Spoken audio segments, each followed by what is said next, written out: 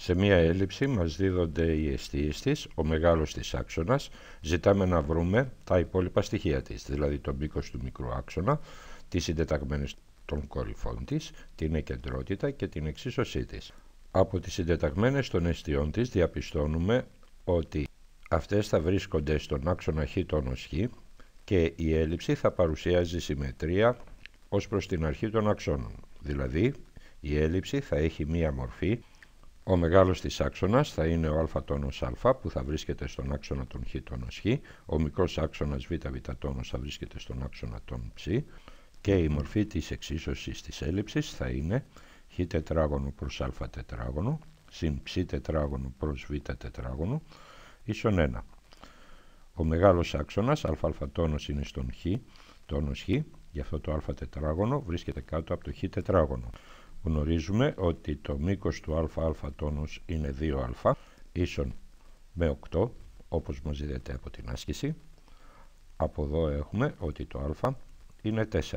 Το ε τόνος έχει συντεταγμένες -3, 0, το ε έχει συντεταγμένες 3, 0, άρα η εστιακή απόσταση ε τόνος ε θα είναι 6.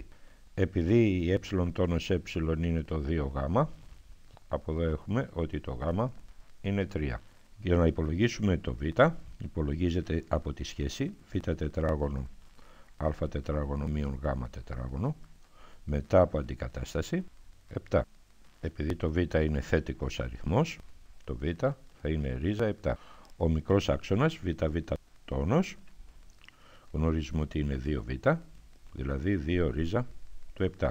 Οι συντεταγμένες του α τόνος είναι μείον α 0 και του α είναι α,0. Το α τόνος έχει συντεταγμένες μείον 4, 0 και το α θα έχει συντεταγμένες 4, 0. Ο μικρός άξονας ββ τόνος γνωρίζουμε ότι είναι 2 ρίζα 7. Το β σημείο έχει συντεταγμένες 0, β.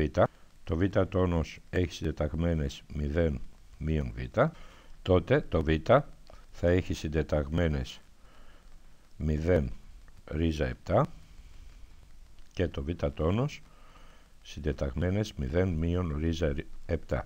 Η εκεντρότητα ε δίδεται από τον τύπο γ προς α, το γ είναι 3, το α είναι 4 και βλέπουμε ότι βέβαια είναι μικρότερη της μονάδας. Εάν αντικαταστήσουμε στην γενική μορφή εξίσωσης της έλλειψης, θα έχουμε την εξίσωση της έλλειψης που θα είναι χ τετράγωνο προς α τετράγωνο και ψ τετράγωνο προς β τετράγωνο ίσον 1.